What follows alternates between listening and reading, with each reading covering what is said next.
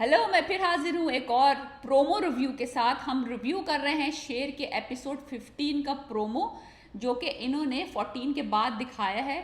छोटा सा है लेकिन यार क्या प्रोमो है। इंतज़ार नहीं हो रहा मुझसे कि एक हफ्ता गुजरे और ये मैं अगला एपिसोड देखूं।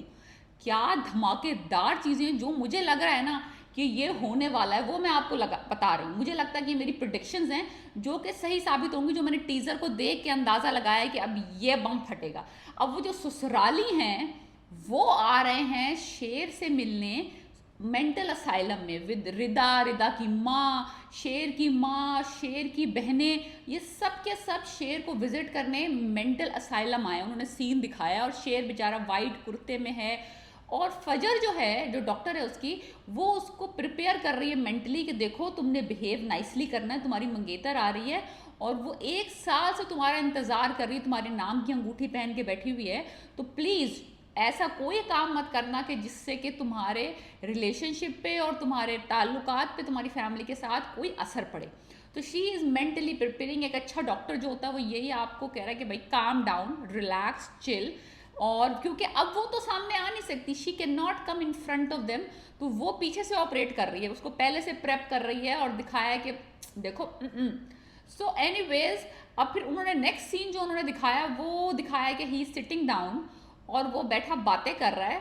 और मुझे लगता है बिल्कुल सही बात हो रही थी, अनलेस अनटिल जो उसका ट्रिगर पॉइंट था वो था फहद, वो जो कमीना कजन है वो भी आया है। मुझे लगता है जान बूझ के आया है वो, उसका वहाँ पे कोई काम नहीं था। जब उसके ससुराल वाले उससे मिलने आ रहे हैं तो तुम्हें वहाँ मरने की क्या ज़रूरत थी। तो फहद को देखा है उसने और उसकी नसें दिमाग की हिल गई हैं।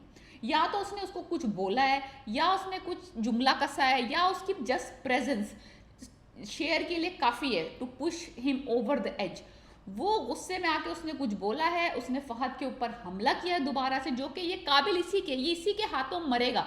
मैं ये कहना चाहती हूँ और मैं ये प्रिडिक्ट कर रही हूँ अभी कि ये इस बंदा जो है ना, इसकी हरकतें ऐसी हैं कि शेर ही इनको मारेगा। एनीवेज, उसने उसका गला पकड़ लिया है अगेन, और गला पकड़ना पकड़ा है। और मुझे लग रहा है कि रिदा ने उसमें कुछ आने बचाव कराने की कोशिश की है, तो दूसरे हाथ से रिदा का गला पकड़ लिया। लाइक दोनों हाथों से ना, दोनों तरफ दो लोगों के गले उसने पकड़े हुए हैं और वो कुछ बोल रहा है, उससे कुछ चुप कराने की लोग कोशिश कर रहे हैं, उसको छुड़ाने की कोशिश कर रहे हैं और वो उसको डांट रहा है कि चुप कर जाओ वरना मैं तुम्हें खा जाऊंगा। Like literal, in a literal way वो शेर जो है ना घुर्रा रहा है। So that is a very powerful scene. मुझे लगता है रिदा का और शेर का जो रिश्ता है वो तो दी एंड है, नेक्स्ट एपिसोड वो तो ख़त्म। इस सीन के बाद जब उसने उसका गला दूसरी दफ़ा पकड़ा है इस लड़की का, और जो आहत आहत में काम मरना है वो तो फिर आ जाएगा ठीठ का बच्चा। मुझे लगता है ये कज़न जो है ना जान बूझ के आया था ये सारा मामला गड़बड़ करवाने के लिए, ताकि ये रिश्ता टूट जाए, ताकि ये रिदा वाला केस भी ख़त्म हो जाए, ताकि ये कंप्लीट आइसोलेशन में चला जाए और ये इसको बस जेल, ये जो असाइलम में इन्होंने बंद किया हुआ है, इसको डोजे लगवाते रहें और ये ज़िंदा रहे, लेकिन ये लाइक ना जिंदा में हो ना मुर्दों में हो। तो वो जो पूरी फजर ने इसकी ब्रेन वॉशिंग की थी, इसको प्रेप किया था कि भाई काम रहना, कलेक्टेड रहना, लड़की आ रही है, तुम्हारी मंगेतर है और तुम्हारा ख्याल करेगी, वो सब दी एंड हो चुका है। वो गला पकड़ा है इसने एक तरफ से आहत का, मुझे लगता है आहत पे इसने पहले हमला किया है क्योंकि वो कोई ट्रिगर उसने कोई बगैरती की होगी, और रिदा उसको छुड़ाने के लिए आई है, उसको कुछ कह रही होगी, उसने रिदा का भी गला पकड़ लिया। तो रिदा और जो शेर है उसकी मंगनी तो ख़त्म। अब कहानी शुरू होगी मेरे ख्याल से फजर की और शेर की। अब फजर और शेर की कहानी कहाँ तक आगे बढ़ती है ये भांडा फूटने से पहले, कि फजर जो है इन्वॉल्व है इसके ट्रीटमेंट में, और लाजमी सी बात है रईस और मलक लोगों की आपस में दुश्मनी है, तो वो क्यों बर्दाश्त करेंगे कि भाई मलकों की लड़की इसका इलाज करे।